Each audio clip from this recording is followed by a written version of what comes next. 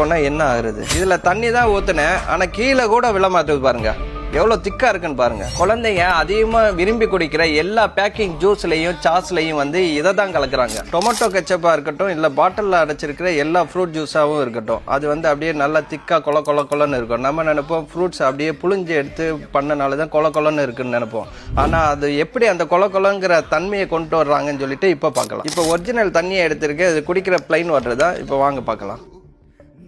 இப்போ தண்ணி எடுத்துட்டோம். இப்போ இந்த பவுடர் வந்து தண்ணியில் மிக்ஸ் பண்ண போகிறேன். தண்ணி வந்து கொலன்னு திக்காயிரும் பாருங்க. இந்த பவுட்ரு பேரை நான் சொல்ல விரும்பலை, ஏன்னா இதை வந்து மிஸ்யூஸ் பண்ணிடுவாங்க. அதனால் இந்த பவுட்ரு பேரை சொல்ல விரும்பலை. இது ஆன்லைனில் இல்லை பேக்கரி ரிலேட்டட் கடை எல்லாத்துலேயுமே இது கிடைக்கும்.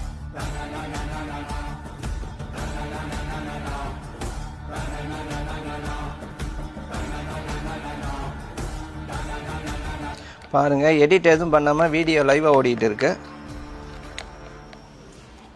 இதில் தண்ணி தான் ஊற்றுனேன், ஆனால் கீழே கூட விழ மாட்டுது பாருங்க. எவ்வளோ திக்காக இருக்குன்னு பாருங்க. இந்த ஜெல்லியில் நீங்கள் டொமேட்டோ எசன்ஸ் ஆட் பண்ணிங்கன்னா நீங்கள் டேஸ்ட்டாக சாப்பிட்ற டொமேட்டோ சாஸ் ஆயிரும். இதை நீங்கள் மேங்கோ எசன்ஸ் ஆட் பண்ணிங்கன்னா நீங்கள் டேஸ்ட்டாக சாப்பிட்ற மேங்கோ ஜூஸ் ஆயிரும். பேரண்ட்ஸ் இந்த வீடியோ பார்த்தீங்கன்னா உங்கள் குழந்தைக்கு வந்து முடிஞ்ச அளவுக்கு வந்து பேக்கிங் ட்ரிங்க்ஸை அவாய்ட் பண்ணுங்கள்.